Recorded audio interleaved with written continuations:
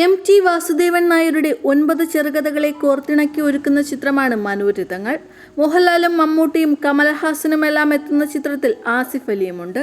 ഈ സിനിമയുടെ ട്രെയിലർ ലോഞ്ചിനിടയിലാണ് ആസിഫ് അലി സംഗീത സംവിധായകൻ മഹേഷ് നാരായണനാൽ അപമാനിക്കപ്പെട്ടത്. പുരസ്കാരം നൽകാൻ വന്ന ആസിഫ് അലിയെ മുഖത്തുപോലും നോക്കാതെ മഹേഷ് നാരായണൻ പുരസ്കാരം ജയരാജിന് കൈമാറുകയായിരുന്നു. ട്രെയിലർ ലോഞ്ച് ചടങ്ങിൽ മമ്മൂട്ടിയും സന്നിഹിതനായിരുന്നു. എന്നാൽ ഈ ഒരു സംഭവം നടക്കുന്നതിന് മുമ്പേ തന്നെ മമ്മൂട്ടി തിരികെ മടങ്ങുകയും ചെയ്തു. ഇപ്പോഴിതാ ആസിഫ് അലിക്കേറ്റ അപമാനം സോഷ്യൽ മീഡിയയിൽ വലിയ ചർച്ചയാവുകയാണ്. സിനിമാ താരങ്ങളടക്കം നിരവധി പേർ പ്രതികരിച്ച് രംഗത്തെത്തുകയും ചെയ്യുന്നു. മമ്മൂക്ക അവിടെ ഉണ്ടായിരുന്നുവെങ്കിൽ സ്പോട്ടിൽ പ്രതികരിക്കുമായിരുന്നു എന്നാണ് ആരാധകർ പറയുന്നത്. സംഭവം അറിഞ്ഞപ്പോൾ ഇങ്ങനെയൊരു അല്പത്തം കാട്ടിയ രമേശ് നാരായണനോട് സഹതാപമാണ് തോന്നിയതെന്നും ആസിഫ് അലിയെ പോലെ ഒരു യുവനടന്റെ പക്വമായ പെരുമാറ്റത്തിൽ അഭിമാനമുണ്ടായതായും മമ്മൂട്ടി പറഞ്ഞതായുള്ള റിപ്പോർട്ടുകളാണ് ഫാൻ പേജുകളിലൂടെ പുറത്തുവരുന്നത്.